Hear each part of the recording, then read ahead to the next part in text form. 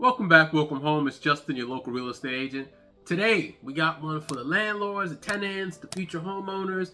Today, we're going to be talking about CityFheps inspection tips. All right?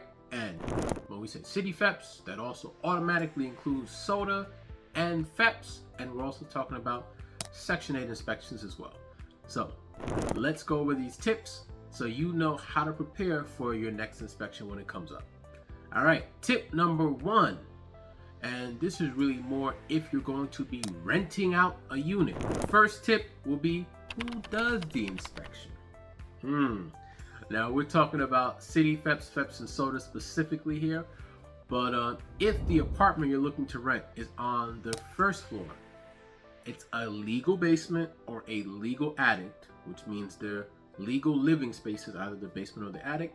That inspection is going to be done by an inspector from the New York City Department of Homeless Services. Okay?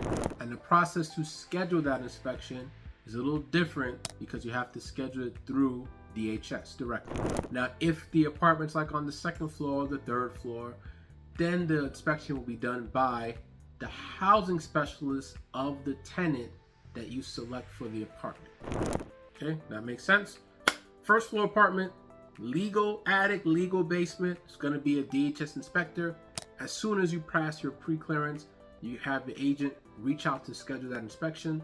If it's like a second floor apartment, third floor apartment, fourth floor apartment, whatever, sixth floor apartment, then it's going to be the housing specialist of the tenant you select that does the inspection.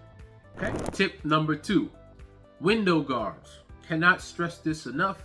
If you're going to be having anyone move in that is under 10 years old, according to our law, you will need window guards. Justin, it's a first floor apartment.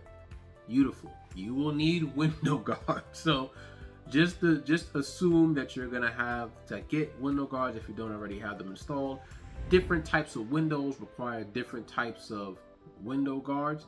So also keep that in mind. Have your realtor do a walkthrough with you so they can point out to you what types of guards or safety measures you may need to have installed on your window. Tip number three, electrical outlets. And this is one that trips people up all the time. Trips people. You see what I did? Don't mind me. All right. So I have a little tester here. You can get this online, or you can go into hardware stores and get this to test your outlets. So I plug this directly into the outlet. It has some lights there here on the bottom, so I can know if the outlet is properly grounded or not. So we want grounded outlets, right? If it's ungrounded, if it's, let me just read off it, open ground, open neutral, open hot, hot ground reverse, hot neutral reverse, it will fail when the inspection happens, and you will have to get that fixed, and then you'll have to have another inspection done. So always test out the outlets ahead of time. Huge time saver, because it could take a little bit of time before someone can come back out and do another inspection.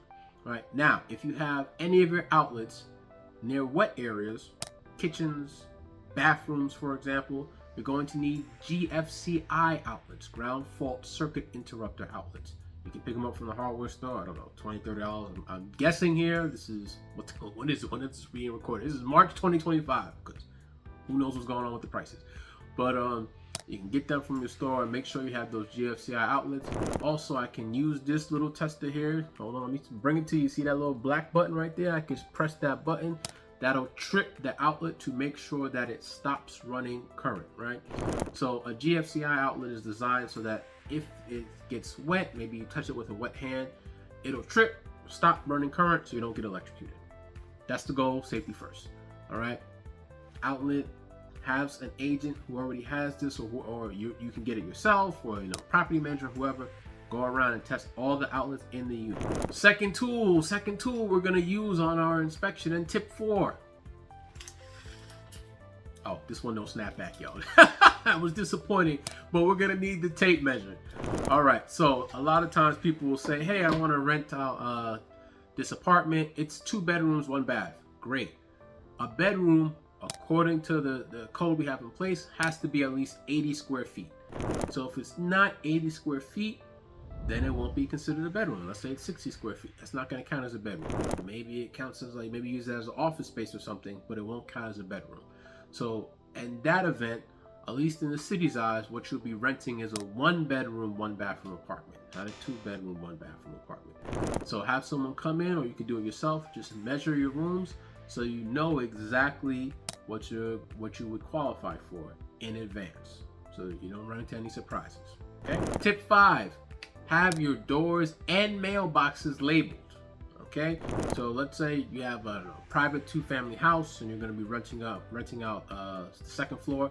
Make sure you have the door to the second floor labeled as like apartment 2 or number 2. Make sure the mailbox is labeled number 2 for that unit, so we know. Make sure your house has the address on it somewhere visible. You want to make sure all that is in order before an inspection happens. Okay.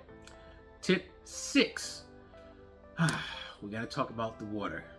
We got our third and final tool. We got the, oh, can you see the light on here? Can you see? No, don't worry about it. I got a temperature gun right here at the, what do we call this? A temperature gun? Infrared thermometer. Let me use the correct terminology. Infrared thermometer here. We're gonna test out the water. Needs to be, when it's on hot, needs to be at least 120 degrees Fahrenheit and no more than 128 degrees Fahrenheit. Right? So we want to make sure that our hot water is in that zone. You may need to adjust the setting on your hot water heater before an inspection happens to make sure it's at the right temperature. Tip 7: we're going to be also testing the temperature of your fridge and your freezer. Fridge has to be at least under 40 degrees Fahrenheit. Freezer has to be at least under 0 degrees Fahrenheit. Okay, so also important, make sure you plug in fridge and freezer at least 24 hours before an inspection happens. Put it all the way to the coldest setting so it gets cold in time to make sure that we don't run into any issues with that. Okay, now tip 8: clear out the unit. So unless you're gonna be renting the unit furnished, make sure it's emptied out, furniture's out, stuff is out. You know, if there's a few things, must stress, left behind, neatly organized, like we got some boxes we still need to move out, you know, usually inspectors are cool with that, right? They understand. Maybe put it in the closet, maybe, you know, whatever, we get through it.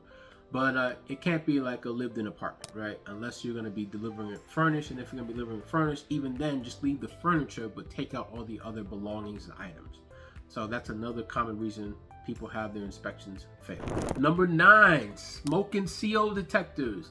You can have the 10-year sealed battery alarm version, or you can have them hardwired in, but make sure you have them installed. And tip number 10, use the link down below, fill out an intake form, or give me a call directly. I'm happy to talk with you, go through the process, and also do a pre-inspection walkthrough to make sure that these tips that we discuss here are covered, as well as a bunch of other things that'll be advantageous for you to know. You want your inspection to go smoothly, and ideally you want to have your tenant be able to move in, or if you're a tenant yourself, you want to be able to move in as quickly as possible.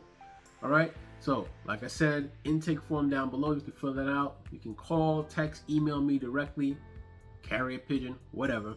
I'm always happy to talk. And thanks so much for watching to the end, and I look forward to talking to you soon. All the best.